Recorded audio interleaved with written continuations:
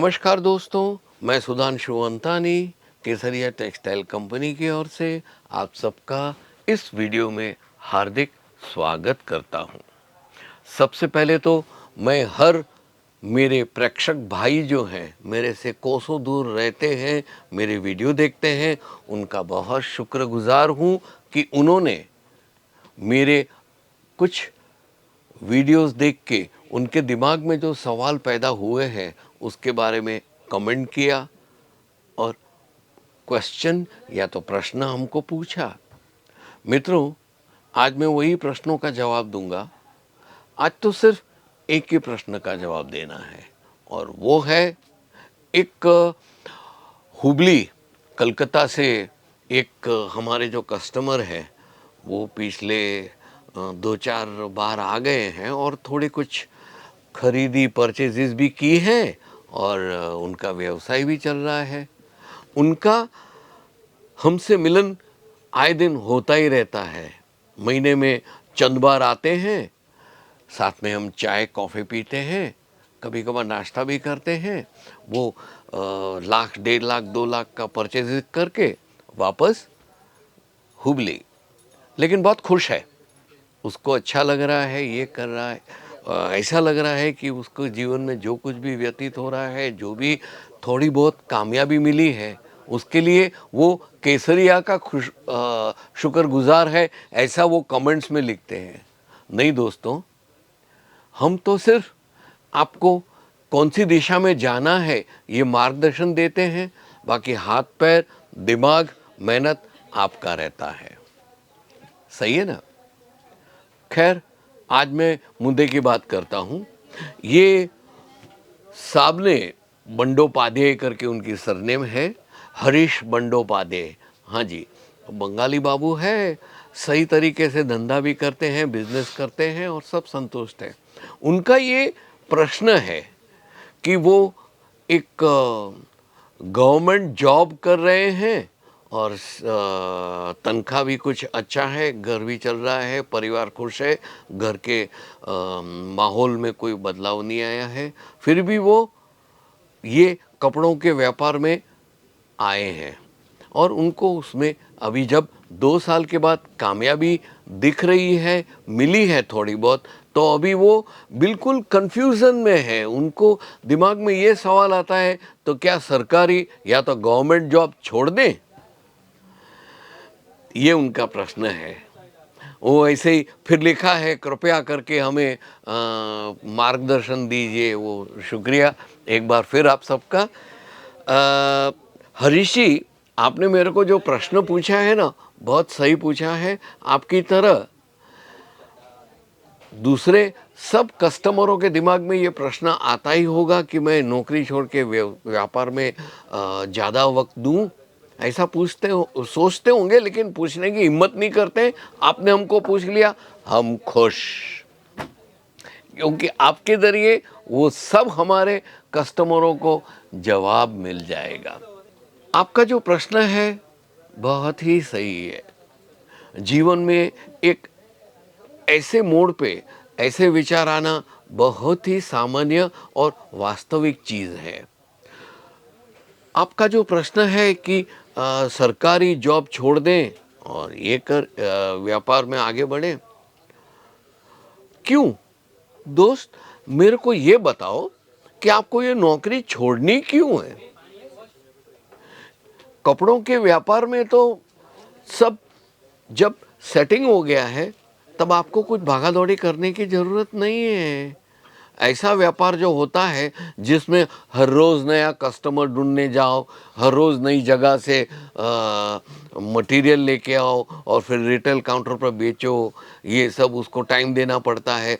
ऐसा कपड़ों के व्यापार में नहीं है। आपने पहला स्टेप सक्सेसफुली आगे निकल गए हो कि आपको पता चल गया है कि आपके विस्तार के जो कस्टमर है वो कौन से प्रकार के कैसे कपड़े कितने दाम में खरीद सकते हैं, वो आपको पता चल गया।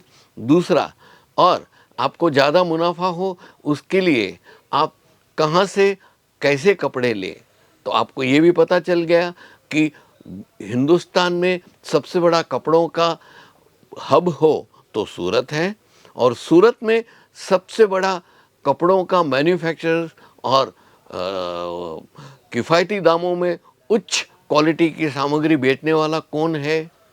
केसरिया टेक्सटाइल कंपनी, जो आप जानते हैं। ये आप जान लिए, ये दो चीज़ जान ली, अभी आपका बिजनेस आराम से चल रहा है।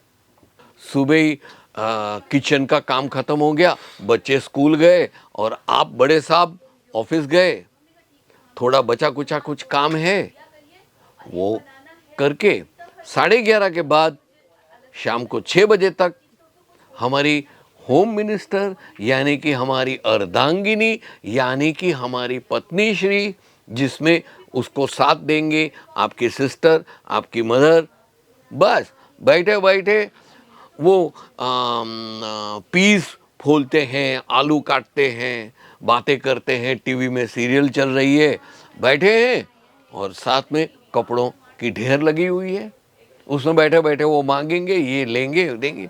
यही चीज़ हम सेट कर सकते हैं। तो यही कारणवश मेरे को ऐसा लगता है, और केसरिया टेक्सटाइल कंपनी से जुड़े हर व्यापारी को ऐसा लगता है कि आपको जॉब क्यों छोड़नी है।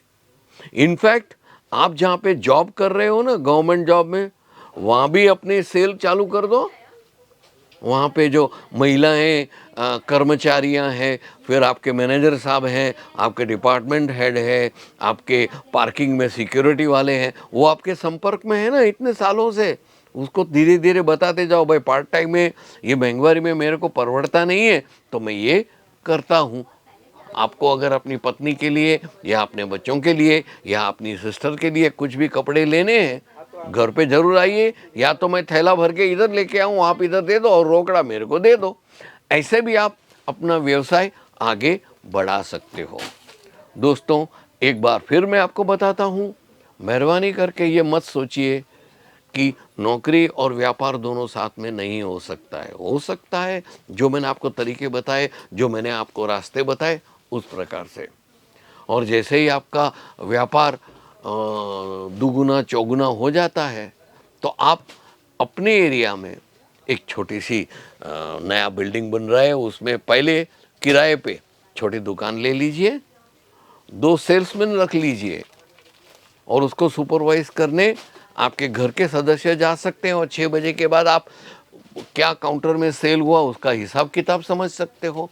इस प्रकार से धीरे धीरे धीरे धीरे धीरे धीरे आप आगे बढ़ोगे, और जब आपके संतान जब ग्रेजुएट हो जाएंगे और तब आप रिटायर होते होंगे, तब आपके संतान को, आपके सुपुत्र को, आपकी बेटियों को नौकरी ढूंढने जाने की ज़रूरत नहीं होगी, क्योंकि आपके पास कपड़ों का व्यापार तैयार है। बस उसको चाबी दे दो, बेटा देख बेटी, ये ले चाबी, मैं रिटायर होता हूँ अपने जॉब से भी और ये व्यापार से भी, तेरे को जो मार्गदर्शन चाहिए मैं तेरे को दूंगा, और हम दोनों साथ में सूरत चलेंगे केसरिया टेक्सटाइल कंपनी, और उनसे मार्गदर्शन व्यवस्थित लेंगे और अपना कारोबार बढ़ाएंगे। आशा है मेरी ये बात आपके दिमाग में बैठी है। अगर बैठी है और पसंद आई है ये बात, तो प्लीज़ मेरा ये वीडियो लाइक कीजिए। और दोस्तों, यहाँ पे मैं एक बात बता देता हूँ, अगर आप पहली बार ये कर रहे हो प्लानिंग कि मेरे को कपड़ों के व्यापार में आना है, तो ये वीडियो खास देखिएगा कि किस प्रकार से हम जॉब के साथ व्यापार भी कर सकते हैं। समझे ना दोस्त? बस यही उम्मीद के साथ कि हमारा वीडियो आप सब्सक्राइब करेंगे। तब तक के लिए धन्यवाद, शुक्रिया, खुश रहे और आबाद रहे। नमस्कार।